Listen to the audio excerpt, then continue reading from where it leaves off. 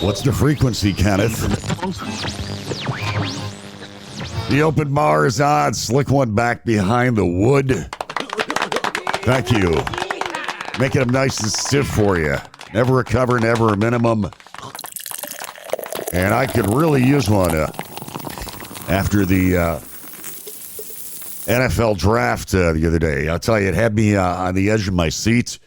And I was pissed off. Now I'm happy. It's a roller coaster ride of emotions because you got a few players that you like that you want them to draft, and they always draft somebody else. And then, right away, you're down on whoever they drafted. And then you start, I just watching some highlights of some of these dudes. And, they're pretty good.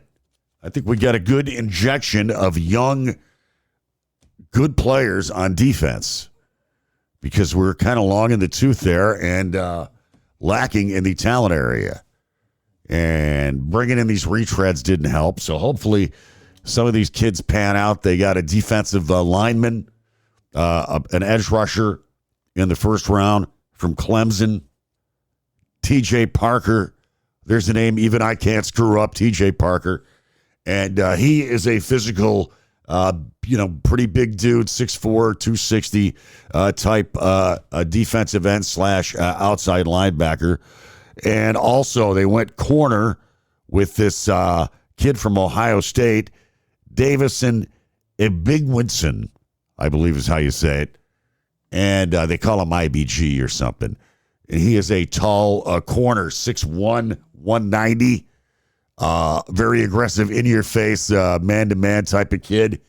So, they're really putting a new stamp on this defense. A lot of these kids are, very aggressive players. They also got landed a pretty good safety there in the 5th round. Zane Durant. This should have went higher. In many people's opinion, they got offensive line help as well, and even a wide receiver. This Skylar Bell kid from Connecticut, he looks pretty impressive. If you're feeling a little disappointed about the draft, go to YouTube and take a look at the highlights from some of these kids they drafted. They got some pretty good players, but they drove us absolutely apeshit with the trading down. And I have friends of mine that are not, football nuts like I am. And why would you trade down? You don't get as good of a pick. And I said, well, you pick up extra picks if you trade down. And sometimes, like they said, they only had a first-round grade on 15 of the players in the entire draft. So is there really much of a difference between the guy that you're picking 28th, if they would have stayed at 28 or 26 or whatever the fuck it was, and pick at 33 or 34 or 35? It's not much of a, they probably figured the guy they want is going to be there. And they wanted to get some extra picks. They ended up with 3 fourth-round picks. They just made trades up the ass. I don't even want to get into it, but it worked. It looks like it worked on paper. Like I said, take a look at some of these kids on film and check them out. Offensive tackle, they picked up a guard, couple of cornerbacks. They needed help at corner. If you look at what happened last year, we were starting guys like Dane Jackson, getting these guys off the street like we were for wide receiver. So now you got the DJ Moore kid that they traded for, which was really our second-round pick, and then this kid they drafted today. So I think they got some good players. We'll see. Of course, the proof is in the pudding, and you're not going to tell right away with most of these guys. But some of them should be making an impact this year, I would hope. That's the latest on the Bills. And what the fuck is happening? The Washington press dinner in Washington, D.C. tonight. Did you see this? Some guy charges through, I saw the video, some lunatic charges through the hallway. He's got a shotgun and a handgun. And right away you see, the Secret Service or whatever, the guy turns his head. He's like, he runs right by him, and the Secret Service then reaches for his gun and they shoot at him. Now, I don't know if they hit the guy or not. 31 years old, from California. I'm going to go out on a limb here and say probably not a big Donald Trump fan, okay? So, nobody was hurt, thank God. Nobody wants to see anybody get killed. And then there's people out there right away with this is a conspiracy, with the conspiracy theory stuff. And, listen, I hate Trump too, but I'm not going to go there. Let's wait for the investigation and see what it says. I mean, I find it hard to believe that you could put somebody up to this, right? Stick him in jail for a couple of years, then pardon him before you leave as president and send him a check for $500,000 or something. I don't think anything like that could possibly happen. No, I'm not in that vein of thinking. But after the shooting, Trump, of course, he's going to talk. He's going to talk. He's not going to let an opportunity like this go unanswered. I mean, this is a chance for him to get his mug on the camera. And he's actually almost human, almost fucking normal for the first 4-5 minutes, 3-4 minutes. I'm like, wow, Trump saying, hey, we're all in this together. Liberals, Republicans, we're all on the same team here. And then he keeps rambling on because he can't stop talking, he just starts right away with the, they only try to kill you. They only try to kill you when you're a good, great president like I am. And, that Obama, that deal was terrible, that Iran deal. We had to get out of it. And everybody knows we got the hottest country in the world. Oh, God. Just somebody stick a fucking sock in his mouth or something. I mean, he has got ODC, Obama derangement syndrome. And I do believe that story, that Russia has it on tape, that he stayed at the Ritz-Carlton in Moscow and that they have cameras in that hotel that they use to spy and blackmail. It's a fact. And I think that they have the pee-pee tape. I really do. So that's the story. And you really got to believe it. But he just, it's like, who the fuck are you kidding?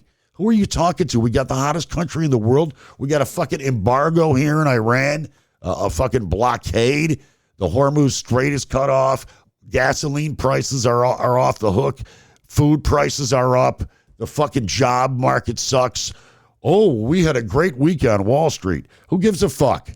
The fucking stock market's up and down, up and down. And a lot of people are accusing him. The BBC has done a report that Trump is, in fact, being involved in insider trading. And you look at, like, people making these bets 5-10 minutes before Trump tweets out something about the oil market.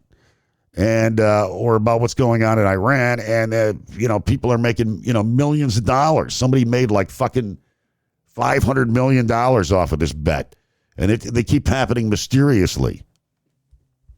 I was listening to Anthony Scaramucci, and he said, "Look, Trump's got a lot of friends, and he'll let them know things, and he'll just say, yeah, this is going to happen. Just make sure you save me a cut." And that's how he does it. He's like a fucking crime boss. It's so corrupt.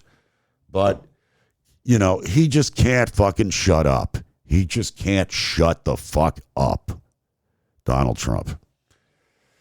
So that's all I got for you. But I'm really happy about the Bills draft. Oh, I was going to do a little music news.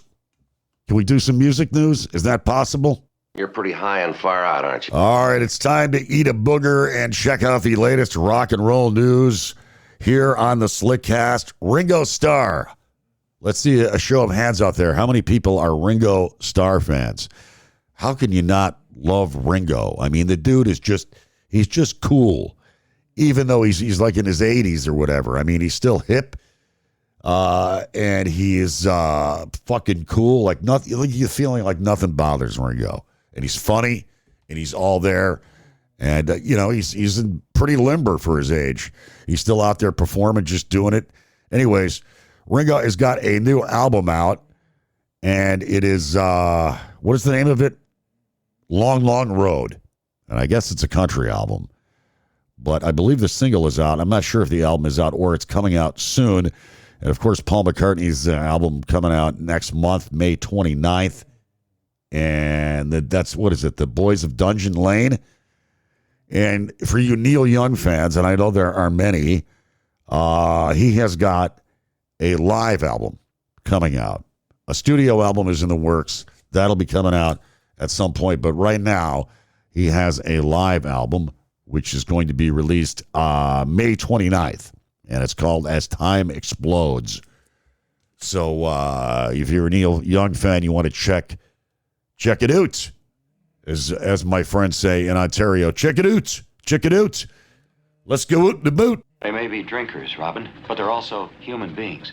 And what else? Oh, I got to tell you, this portion of the open bar is brought to you by our good friends at Harry's. Harry's Weed Wonderland and Cannabis Camelot, located on Abbott Road in Lackawanna, sunny LA. Check them out. Harry's Weed Wonderland and Cannabis Camelot. Remember, one hit is all you need at Harry's. Yeah. So watched a twisted movie the other night. It was on, I don't know if it was on Netflix or Prime. I always forget. Anyways, it's about 3 years old. It's called Fall. And it's about these two broads. And anyways, one of them is like, they're like thrill seekers. You know, they climb mountains and whatnot.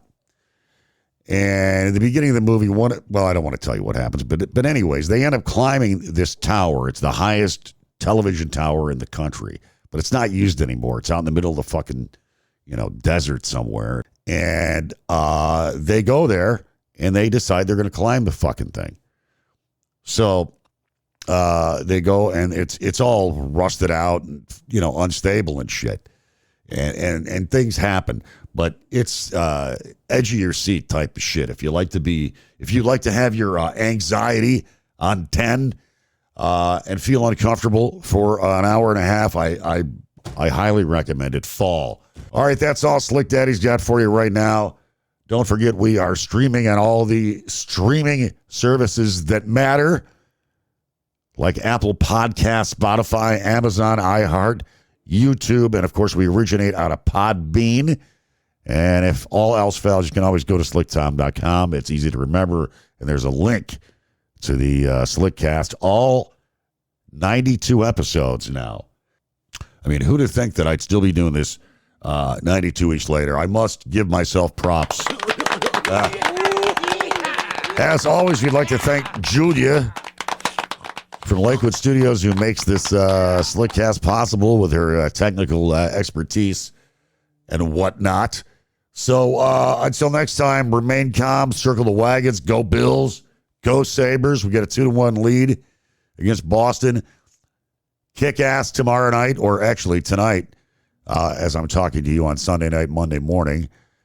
Live fast, die old, weed, whiskey, and Warren Zevon.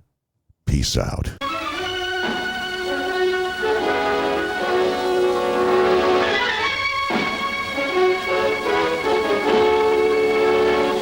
Hail to the king, baby.